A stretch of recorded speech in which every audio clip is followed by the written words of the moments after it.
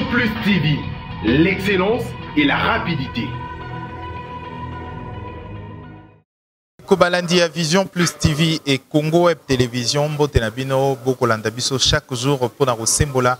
Le train-train quotidien des Congolais de questions pertinentes d'actualité, bien sûr, parce que ça intéresse quatre coins du monde. On parle également. Lelo Bongotoro Solola Mwanamboka Chambertin, Azali candidat député national dans la circonscription Yachango. Azali paye également cadre dans MLC. Mwanamboka Chambertin Bongo pas Simbote. Mbote Mengendeko Raphaël. D'abord, Ozali candidat également Ozali outil diaspora. Ozali na mboka États-Unis d'Amérique. D'abord le lot d'abord campagne électorale et l'équipe Boni d'abord na Kinshasa Ozali qui candidat au battre campagne na yo. Et moi personnellement tant au moni campagne l'équipe Boni.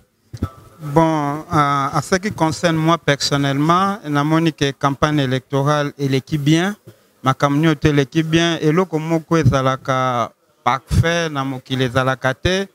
Et nous avons constaté ce que nous pouvons constater. Il y a des choses à déplorer. Bon, en général, l'équipe Malamu, Tokutani na ba mbiska de belé, ba intimidation, makambo belé. Mais en général, que c'est les sacs fait, Toketi na souka et Tokepe na donc na maponami. Je pense qu'en général, l'équipe bien. Est-ce que l'élo Tokoku Kolobake, ba élection et l'équipe le 30 décembre, Oyo, ils avaient qui ba bonne élection. Sans être un peu personnellement. Oui. De manière générale, il y a eu beaucoup. Il y a Babiloko, Oekoki, Babiloko belé les qui est normalité. Je prends un exemple. Ils allaient Bakangi Batuna ba machine à na ba ndaku na ba et batu nyonso zo par rapport au mona bisika nyonso bakangi batu moko bazo tricher au mona na ba bureau ya centre na ba bureau de vote il a toujours babiloko moko et l'équipe mingi ezalaki bien te mais on peut dire quand même en général et salami nango ndenge koko salama bo salami nango ndenge koko salama mais bah, irrégularité et l'équipe belé net na machine à voter.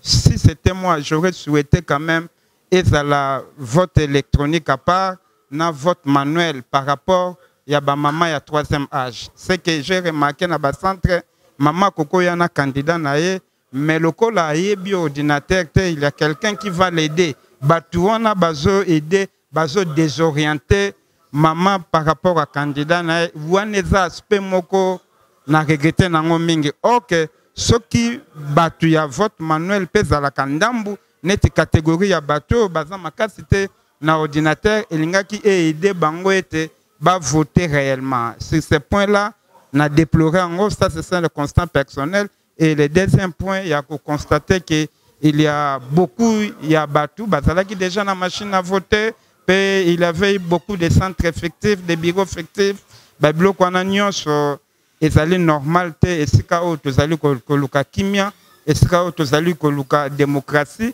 et sengeli biso nyonso tozala donc na avantage moko ezate ba misusu ba candidat misusu baza désavantagé misusu bazali na avantage moko to comprendre que te aussi longtemps ba faisait ko croire biso que ba machine à voter sika ki to ezala kite mais on prend qui est bandé Kozanga, mais on sent quand même il avait des machines additionnelles par-ci par-là. Ce sont des choses que donc on comprend peu.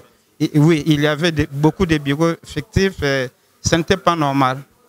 Alors, d'abord, élection, on dit les Kyoyo, mais après, il faut le dire également ouvertement qu'après, il y a le tendance électorale. Jusqu'à ce que la RTBF, une chaîne belge, bien sûr, et Bimisi a tendance pour dire que selon Senko, que c'est Martin Fayulu qui a gagné l'élection. Qu'est-ce que vous avez? Quelle est votre appréciation dans les tendance électorale ou Bango Bimisi comme son nani na Bango? J'ai même peu de réserve, il y a des commentaires mingi parce que ngai na yo kiango na landi non information te yo moko yebi toza na mboka o bakata biso connexion et bakati biso connexion et c'est qu'on a fait d'aki tozalaki na courante et toute la journée mais na yokai quand même ba sepeli moi certains liège moresika ba tubisika bazalaki tout en osant que apparemment c'est pas non Joamoko national parce que pourquoi est-ce que quand Martin Fayoulou quand ou tout long la combo na ba c'est le moko na bi ceux qui va publier le résultat, quand même, c'est une joie immense au bâtonnier. Mais comment est-ce qu'on a publié Martin Fayoulou na RTBF, mais apparemment, la ville est restée timide, on peut dire mosaïque, certains, ils ont l'IS Moko nationalité. Apparemment, c'est pas ce que la population attendait ou quoi? Oui, je pense que dans la publication, la publication, pourcentage n'est pas pesé. Exactement, les sondages ces derniers temps, les sondages n'ont pas tendance à ces derniers temps, ils ont donné Martin Fayoulou donc au plus haut niveau. Tout le monde a 2 semaines avant toute une belle élection. Sondage est salamaki. Martin Fayoulou est en tête et suivi. Je ne pense pas que ce que comme à Martin Fayoulou comme manipulation, non, Nathan n'a bandé comme sous. Ba tambola qui monde entier na ba TV koloba boy et comme Nathan Martin Fayoulou comme manipulation. Je pense que tous les Congolais bisognoso on peut voir dès que tokendek déjà donc na ba élection na maponami na ba PV ya mike to joaki et tout était clair et moi je suis de même avis que ceux qui maponami et salami ndenge salamaki na lolenge ya ceux qui salami qui ba tripotage exact. Le président est banni déjà aux Martin Fayoulou. Natchango Yomo d'abord personnellement, aux candidats Natchango. Je rappelle que vous allez candidat député national Natchango. Pour le compte, il y a MLC. Yomo Rotan au Taliba PV Nayo, entre nous soit Dina Bosembo, au Tali Caméra. Montoni ni na présidence, ça qui beaucoup plus de voix. Naba PV Nyonso Nazanango Awa Sikoyo. Et car moko kutia koko lo baté devant Martin Fayoulou. Les restes na bazomon nanate. Na ba PV nyonso o ngana na zo détenir plus de 25%. Soko zana tembe na ko tinda mutu azu yango to fongoli. Na ba PV nyonso na zana yango na ba mungata na ba maluku. Entre nous à tembe. Entre nous on doit to kinapo na okundo la vérité alors. To permettre yo moto azwa ba PV total entre nous. To la ki saka même ba congolais na bosembo po biso to ningaka te ezala o alobaki boyo akena ki boy na bosembo nyonso. Bon de toutes les façons naza senite na pesa ba PV et je me réserve mais na lobi na ba échantillon o nga naza nango. Ndambo naza no yo moko za conscient ke babanda linga bazolinga ko pesa biso ba PVT.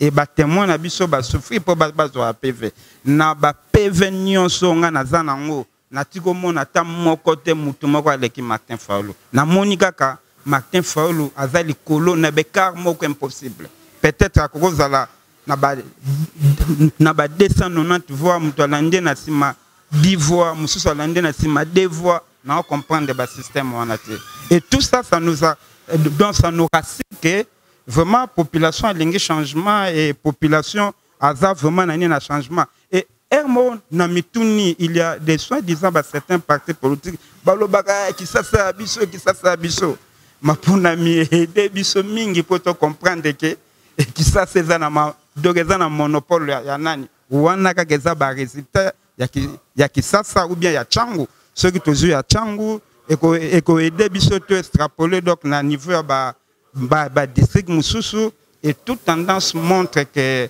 ndenge babelche bazol ba que Martin Fayoulou a favori il est vraiment le grand favori et résultat mususu ko kam isabi so mingi au cas où lelo ba publier Félix Tshisekedi président de la République je pense que résultat mususu ko kam isabi so mingi parce que ce qui makambu nyonso esalami na bosolo résultat mususu ko kam isabi so mingi position qui gagne na lobi que na ndenge na sali observation na ndenge na moni population na biso a voté na information toza nango par-ci par-là résultat mususu ko kamwisa biso mingi to luka to eba résultat wana euti wapi.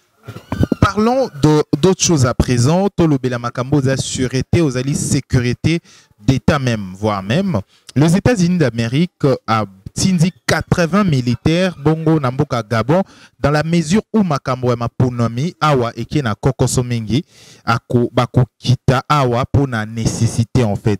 Quelle est votre lecture na likambo?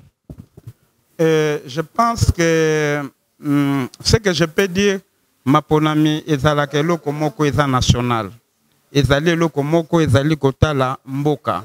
Et je ne pense pas que les États-Unis vont interférer dans makambo ya élection mususu.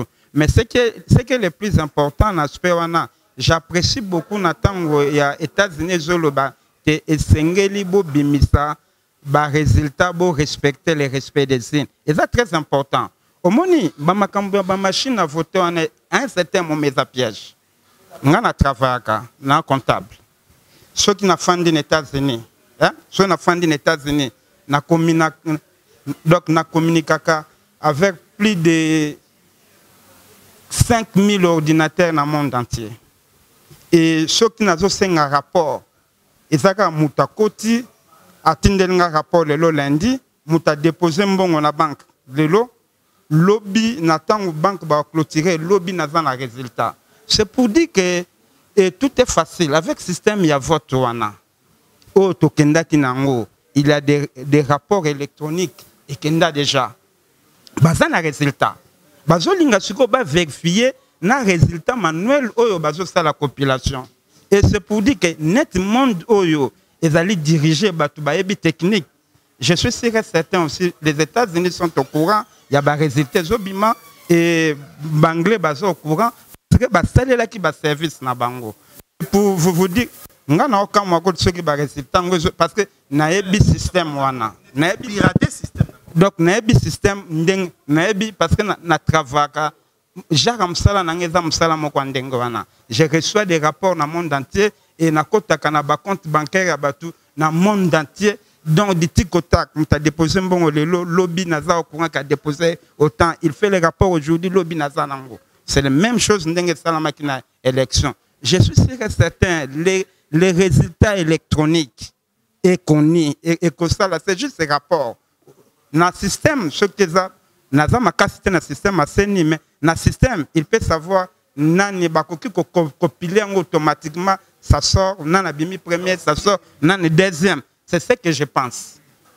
C'est ce que je pense parce que ils ont utilisé leurs ordinateurs. Je suis sûr et certain avec les résultats électroniques, bakozala déjà au courant na ba résultats. Peut-être ils sont en train d'attendre compilation manuelle pour pas contre-vérifier. Parce que c'est ce que je pense. Il y a un monde de là. Mais avec ça, ce n'est que normal. Les États-Unis, la radio minene, elle a déjà une idée à ce qui se passe. Aujourd'hui aussi également des menaces prolongées. Il y a autorités congolaises. Est-ce que aujourd'hui ils ont fragilisé d'abord l'État nabisoté en tant que les autorités congolaises pas pas sanctions pas bamindele pas sanctions pas mindele yo mon boni. Je pense que nos autorités doivent se demander pourquoi seulement bapé ça ba sanctions. Pourquoi pas les autres? Je pense qu'on doit réfléchir dans ce sens-là. Ceux qui bazopé ça ba sanctions, ils doivent se demander pourquoi bapé ça ba sanctions. Et les deux, ils doivent s'améliorer. Je suis sûr et certain, il y a des rapports, il y a des indices qui montrent que telle personne a fait ceci, telle personne, et on doit les sanctionner. Mais je pense que nos dirigeants doivent, comme ça, l'introspection, donc, nakati ya vina bangon, ndenge bazo memamboka, par rapport à ce qui va changer façon na bango ya komemamboka. Je ne pense pas que bazala sous les coups ya ba sanctions internationales. Parenthèse mora moké et il y a la moto mbango odali candidat na Tchango mon vivra tout le temps aux aux États-Unis aux anneaux comptables na mboka ya ba américain kuna. Mais est-ce que tu as le temps ya koyeba d'abord makambo et vraiment réellement na Tchango na fief oyo za candidat? Oui, premièrement cette année na ça 6 fois. C'est pour dire que naza proche à population. À part ça naza natif à Tchango et Naïbani, j'ai passé toute ma vie à Tchango,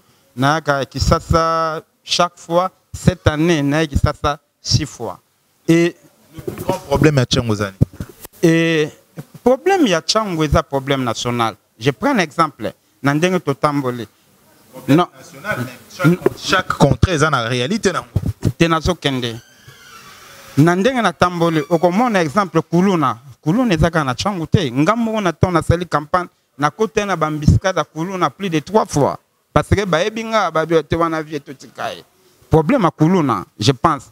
Problème il y a sécurité, il y a insécurité. Ezaka na changu te, eza partout.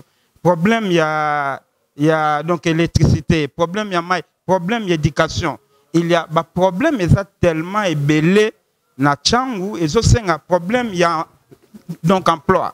Okomona ba jeune ba salakate ba fandi donc biloko na nyoso ça doit nous interpeller en tant que dirigeants. Tokoki wana te tozo sala biso toza na via malamu mais les restes ya batu baza système on a remarqué ce que na changu. Oko remarqué ce côté na kati parce que batu mingi bayaka na changu basuka kaka na peut-être donc oye na changu pembeni ya ba boulevard osugite changu wana te. Ce que na changu il faut kota na kati na ba mikondo kuna na kati na mutukuti na 20 na ba quartier waiwai na ba quartier disasi na ba kati kuna menga na mwana changu. Vous comprenez kota na kati kuna oko remarqué soko ke lundi menga na mwana changu. Ngana mwana changu donc na boteme na ko so exemple koti lundi okomona ba jeune belé ba fandi o tuna bon bino ndeni bo fandi o de l'autre sala bouloté. Et la majorité des gens, ce sont des chailleurs. Est-ce qu'on peut construire un pays avec des jeunes, des âge, est-ce que ce sont des choses-là que ça concerne et ce qu'on interpelle biso pour être. Au Kokiko proposé aujourd'hui s'il faudra carrément aider jeunesse l'élo et s'épanouir au yo, vous allez penser mécanisme nini dans l'automatisme de que gouvernement est commis na place mécanisme nini qui permettre que les jeunes aujourd'hui rehausser un peu niveau na bango. Moi je pense que pombo cannabis bonga et je senga babiloko terme minene était ba faire quoi bibisonet ba macroéconomique, nous devons miser sur les principes de base, par des petites choses. Je peux parler peut-être par des petites choses. On dit que, par exemple, la Constitution nous dit que l'école primaire et sénégalaise à la gratuite. Commençons par respecter ça. Et donc, on nous dit que fonctionnaire à ça, la salaire n'est pas. Commencez par payer ça. Et tous ceux qui ont ça, l'entreprise à Ibi, au Kangé, la corruption, il faut au Kangaï, à ça la boloko. Commençons par respecter ces petites choses-là. Et si nous arriverons à respecter ces petites choses-là, au monde a changement, au compte à Mbalamoko. Et après, nous pouvons passer à faire des grandes choses. Mais ceux qui biloko, il y a Mike, Tozo, Kokate. Donc, il y a trop de choses. Mais moi, je pense ce pays a besoin que nous puissions respecter des petites choses. Et par des petites choses, on peut réaliser des grandes choses. Comme le tour du monde commence par un pas, bien sûr, Andé Tolobara toujours. Alors aujourd'hui, Tokumo qui est presque Nasuka ya édition Nabiso. Aujourd'hui, dans la mesure où les élections aujourd'hui est comique ou ressemblé à 2006, à 2011, qu'est-ce que vous proposez à la population? Nazana, ce que je demande à Bakonzi, et c'est tout le monde qui le dit, on doit respecter la vérité des gens. Je ne pense pas que ce qui vérité à ir n'est pas la population Rotomboka. Population Rotomboka, ceux qui va remarquer que vérité à ir n'est salamité. Et peut-être la population a qui se constitue la constitution en activant l'article 64 pour se défendre. Et je pense que si on respecte la vérité des îles, est-ce que le problème est aux ala? Je ne pense pas que le problème est aux ala. Et tout dépend de nous. Et tout, moi j'ai toujours dit, en Afrique, et là que en Afrique, il y a la population, premièrement, il y a les dirigeants. La façon dont ils gérer. C'est pourquoi donc, on remarque que le président donc, Obama, dans le discours, à l'Obaka, on doit ça, le président, quand il vient là, au salle 5 ans, si vous avez la chance, la constitution est autorisée, donc, élire des fois au long.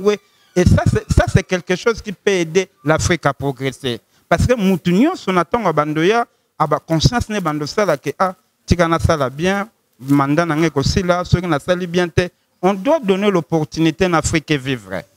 Essaye, il y a Kosala aperçu Moko après la présidence, président en place. Mais quand ça l'a aperçu Moko Surier, en fait, après présidence, j'aime bien le président Vital Kamera Lobaka. Il y a la vie après la présidence, vieux Zalaka. Donc, François Hollande, donc, la France, a vivre. Bah, donc, ce qu'aucun États-Unis, l'ancien président, je vivre d'ailleurs, donc, on a avantage. Pardon, na Congo, na loi et ça la mieux belé, donc à vivre. Alors, ça l'endroit moi, net yonangate. Il y a la pénal. Toi, nous sommes citoyens Kabila, non, mais alors, ça l'endroit moi, na yonangate. Alors, ça la protection selon la loi. Alors, ça la donc na mbongo bando foutaye. Alors, tika la sénateur à vie. Et ça, avantage, moi, il y a donc il y a les sécurités. Il y a la vie après. Non, mais donc à Moutou. Mais Tokutanaka, Amasa Moutou, c'est extraordinaire. Tokutanaka, n'a pas sénateur américain, n'a pas supermarché. Okutane pour y baïté. Tokutanaka, n'a pas président, donc n'a pas supermarché. Donc on comprend déjà à sa présence, à cause de toujours na respect, na quelques protections, un point très. Parenthèse, moi, moqué juste pour nani numéro divers, il fallait qu'au fond on peut en parler. Alors, tout comme na souka édition na bisolo, on a le bâtonnier en Orlando, d'abord na diaspora sur Vision Plus TV et après tout cette terme d'édition. Oui, na bande konanga diaspora na linka na remercier bango mingi et bande ko belé ba soutenir ngai na ko interpeller ba famille na bango pour être ba voter ngai et na sentir bango. Et deuxièmement aussi, na ko remercier bande konanga nyoso ya Chango na soutien au bapesa kingai et lelo Chamberlain bongo passe ça leader incontestable na Chango ba voter nga tout ba voter nga na Maloku ba voter nga na Ntsele ba voter nga na Masina ba voter nga na Kimbantseke ba voter nga na Njili OK ngai nazali nanga mona Kimbantseke mais donc tout le monde donc na remercier bango mingi. Donc c'est la kaka ba résultat yango total andenge ko bima mais na zali déjà ko avancer ko remercier bango na choix basali ba kozala décider.